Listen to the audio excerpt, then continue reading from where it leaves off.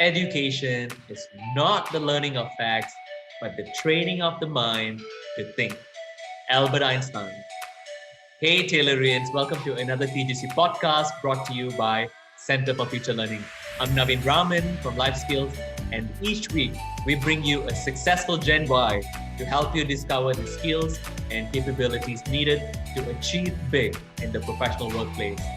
We are fortunate to have Mr. Sekaran Chandra Kumar, Vice President, Pricing and Analytics from Cagamas Berhad, the Mortgage Corporation of Malaysia. Sekaran has a BBA majoring in Actuarial Science from Fox School of Business, Temple University. We will be talking about skills and capabilities that helped him to go up the corporate ladder rapidly and become a VP in his early 30s. Today's theme is TGC 2, problem solving, critical and creative thinking skills. And Sekaran will also be sharing on how this capability made him a performing top executive. So stay tuned and get inspired. Hey Tellurians, I'm super excited and happy to have my best friend, Mr. Sekaran, Vice President of Pricing and Analytics, Cagamas Berhad, with us today. He is a math wizard and one of the most fluid and dynamic thinkers I've seen in my life. And he's actually here to share some insights to inspire our young minds. Welcome to our podcast series. How are you doing today, brother? Great, bro. Great. Wow, that's a great introduction. Quite a lot said. Well, I just said the truth, and I'm very comfortable in doing that. Bro, let me ask you, what are the two skills that has helped you to become a super performer in your organization? Okay, just to share my background a bit. I'm in the actuarial studies. So currently I'm practicing actuarial science. So with regards to actuarial science, I would actually say one of the key skill is definitely the technical skill, basically to do with the mathematics and also programming. But he asked me two skills, that two key skills. I would also include the soft skills, which includes things like presentation skills, negotiation skills. But on top of that, I think one skill that in the line of soft skills, or our general attitude kind of skills, is being a dynamic thinker and also being able to adapt to changes as quickly as you can. I think these are the things that really helped me in my career so far. All right, thank you for that. Now, university is a place where most of these soft skills are developed. So, in that case, what was one of the most important skill or capabilities that you developed when you were in Philadelphia? Okay. Along the line of soft skills, I think I would say the key ones were group projects. The reason why I say that is when we actually had group projects, teamwork was involved, and a lot of times it's assignment based, and you also have like a timeline that is incorporated within. And this is actually the reality when you go to work as well. You will have to work with a group of people. Is rarely you have anything that you're going to do by yourself. So teamwork is definitely one of the greatest skills that I learned in university. And also, although at that time there was a big problem, but meeting the deadline was definitely one of the great skills that I learned from the university, and it's crucial when you're actually in your career as well. And I guess the other one would once again go on the technical knowledge. And if you ask me from the university, I would actually say that the math skill was what I got from the university. Okay, so there was a nice mix of technical, but also the ability to work with people. Thanks for Correct. that. Thanks for that emphasis. Now, let's just say hypothetically, I can take you, pack you, and send you back, in time, and say that you could learn something from university to further increase your performance. What is Hmm. one skill that you would choose? I think one skill, if I get back the chance to go back to university and to save the time, I would definitely say is hands-on programming skills. Because I guess the university focused a lot on the math, the theoretical framework. They did introduce a bit on programming, but it was not as rigorous. But when you actually go to your job, is the programming skills, or the for example, if it is either programming or even like things like Microsoft Excel, for an example, those kind of hands-on skills with the system and with the software would have been one thing that would have saved a lot of time in my career.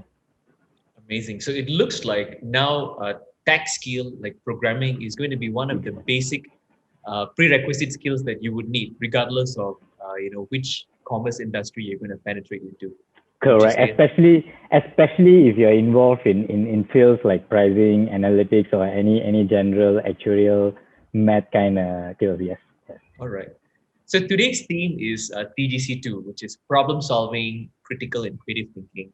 You're an exceptional thinker and a problem solver, and which is why we called you over. Could you tell Thank us you. how this has been critical for your success in Cagamas? Yep. Thanks for the kind words. Yep. I would say the problem solving, critical and creative thinking is the key skill needed, especially in my job, because a lot of times it's not the same kind of thing that I do. A lot of times is new kind of project that comes to me. And a lot of time it's like in the very beginning stage. So you don't really have much idea on what is exactly the sequence or the timeline that you're going to follow. So a lot of time I work in this idea of a control cycle. So it's something along the line of defining a problem and designing a solution for that. So this is where the problem solving together with the critical and creative thinking comes all hand in hand. Because for you to be able to solve a problem, I actually feel that the creative and critical thinking is a necessity actually. So they are all linked together. And I think for you to be successful in a field in which you're going to solve novel problems, especially, you will need to have the critical and creative thinking skills incorporated. And in addition to that, this whole process is also an iterative process in which things get repeated again and again and again. Yeah. So that was very insightful, and it was reinforcing the fact that we need to develop this skill set. And Definitely. you mentioned that projects, new projects and novel projects keep coming your way.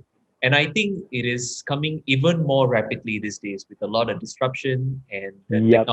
technological development. So with Yep. that, what would you advise our young minds to do to prepare for a very rapidly changing world? Because the question comes at this point, I cannot stop myself from talking about COVID pandemic.